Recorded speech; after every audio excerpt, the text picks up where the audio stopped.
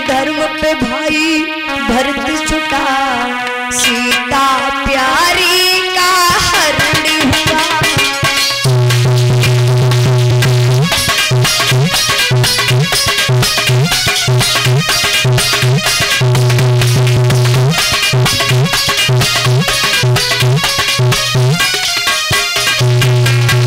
किस धर्म की बात करते हो? जिस धर्म के प्रति प्यारा राज्य चला गया, पिता का मरण हो गया, प्यारा छोटा भैया भरत छूट गया, जानकी का हरण हो गया। अगर तुम धर्म की बात करते हो तो कोई बात नहीं, कोई बात नहीं। उस धर्म की खातिर भाई यदि मरता है तो मरने दो। ये राम धर्म नहीं छोड़ेगा मुझको, ये धर्म निभाने दो।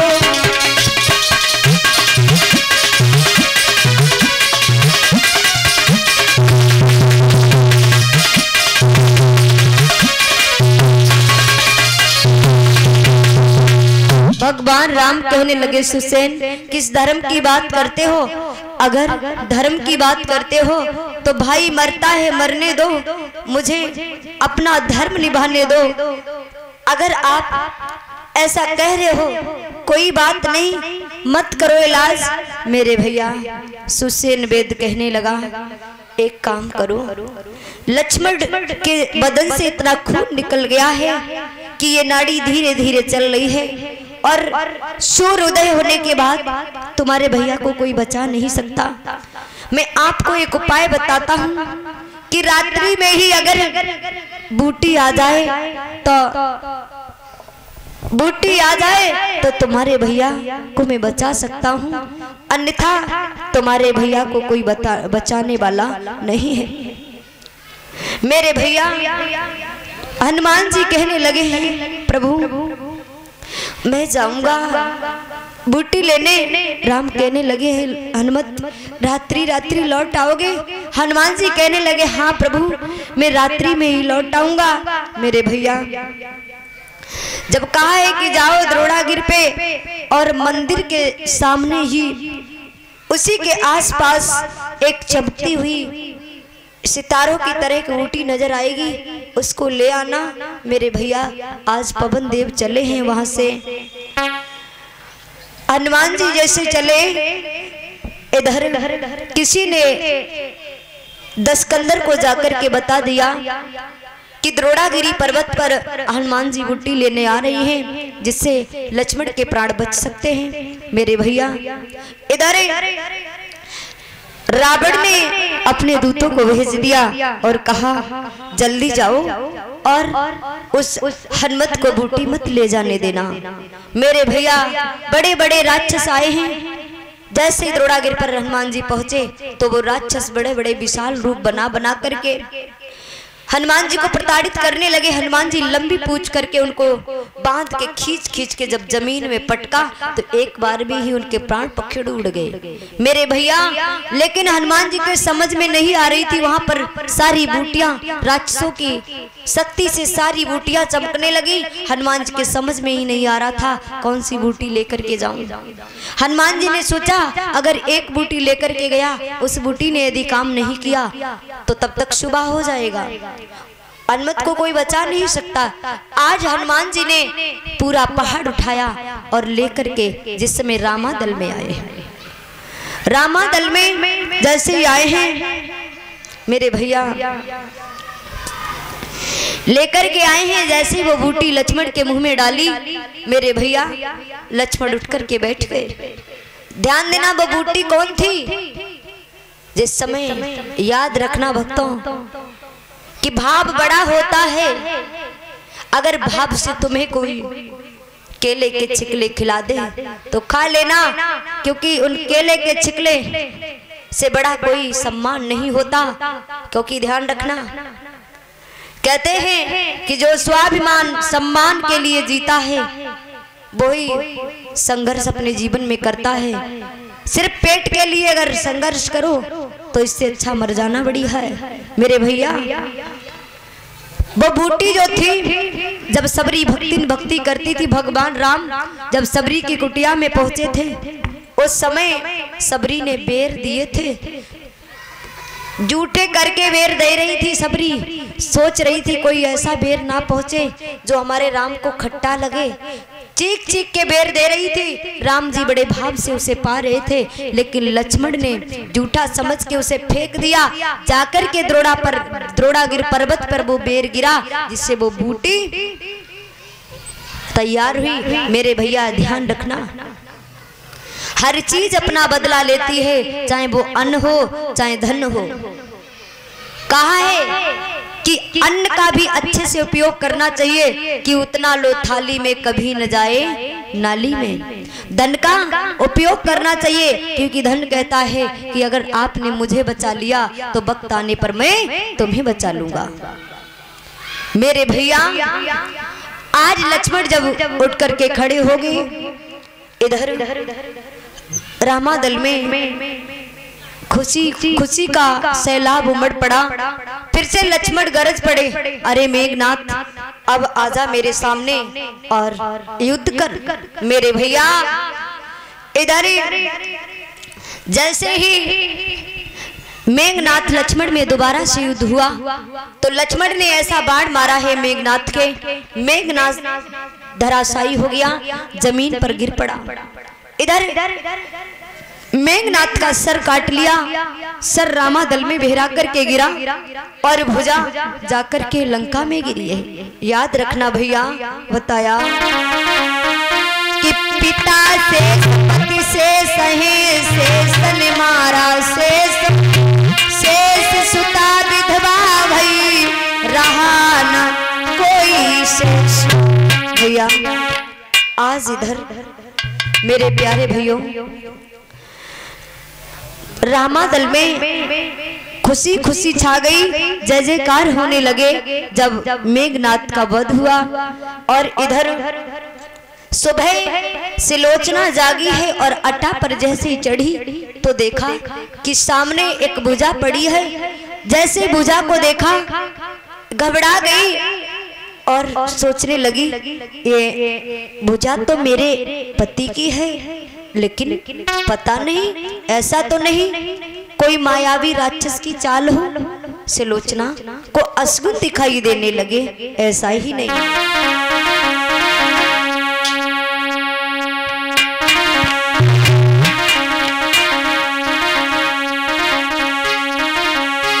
सिलोचना सोच रही है कि क्या करूं। आज सिलोचना का दिल घबराने लगा, दासी को बुलाया और कहने लगी बहन लगता है ये मेरी पति की भुजा है और ऐसा तो नहीं किसी और की भुजा हो, लेकिन बहन मेरा बहुत तेजी से घबरा रहा है और मैंने रात्रि में बहुत भयानक सपना देखा।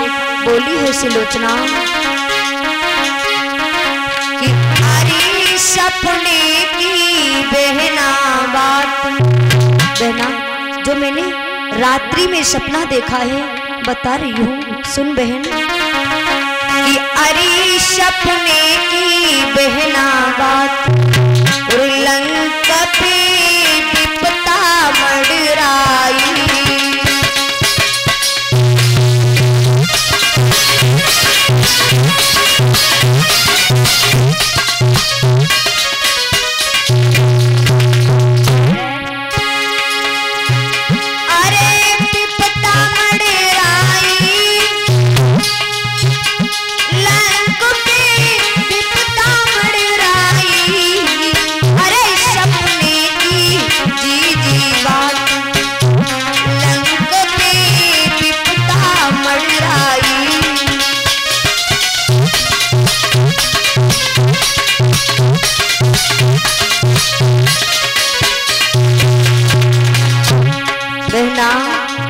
माथे की बिंदिया बहना माथे से छूटी,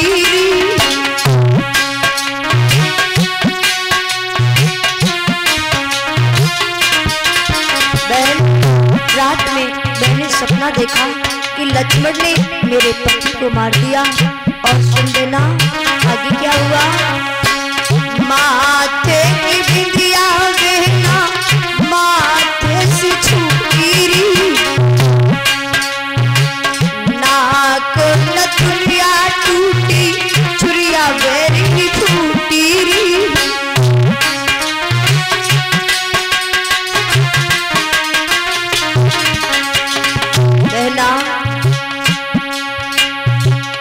मैंने रात्रि में बहुत गलत सपना देखा। अरे जब से खुली आंख बहना जिया घबरा यूरी, जब से खुली आंख बहना जिया घबरा यूरी। और बहना सपने की बहना लगो की बिखा मड़राई।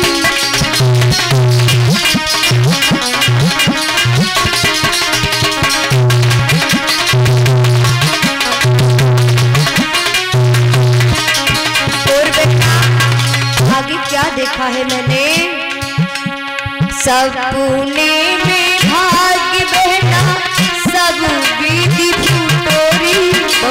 सुंदर बेटा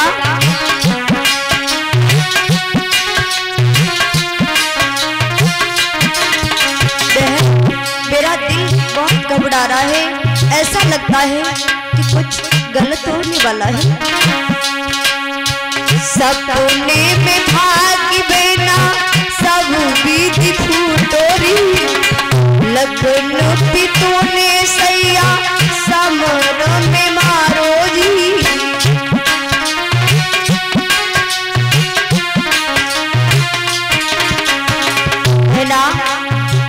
आज मैंने सपना देखा कि लक्ष्मण पितु ने मेरे पति को मार दिया है। बहन सपने में भाग्य बहना फूटे हमारे, लखनऊ पितु ने मेरी सिया मेरे मारे।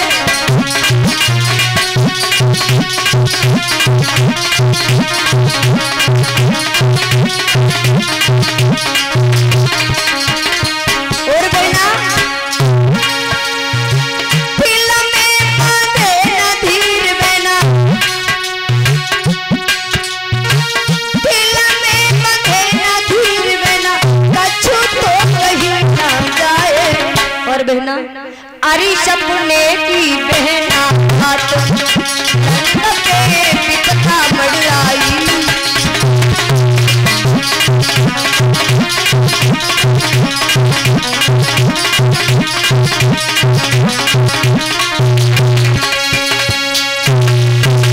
आप दिया बहन, आज मेरा दिल बहुत घबरा रहा है। मुझे लगता है मेरे साथ में कुछ गलत होने वाला है। मुझे लगता है मेरे पति के साथ आज कुछ गलत हुआ है।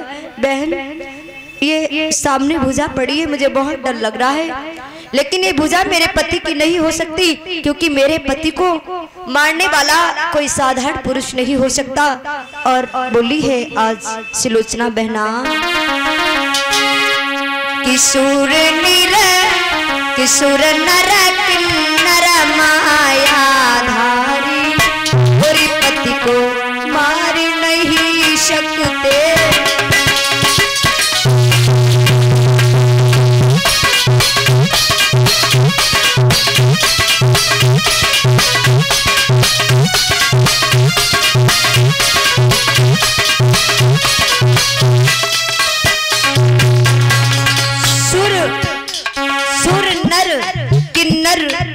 मायाधारी मेरे पति को मार नहीं सकते। सुर नर किन्नर मायाधारी, हाँ पति को मार नहीं सकते। और बस एक यति को छोड़ कोई रह संहार नहीं सकते।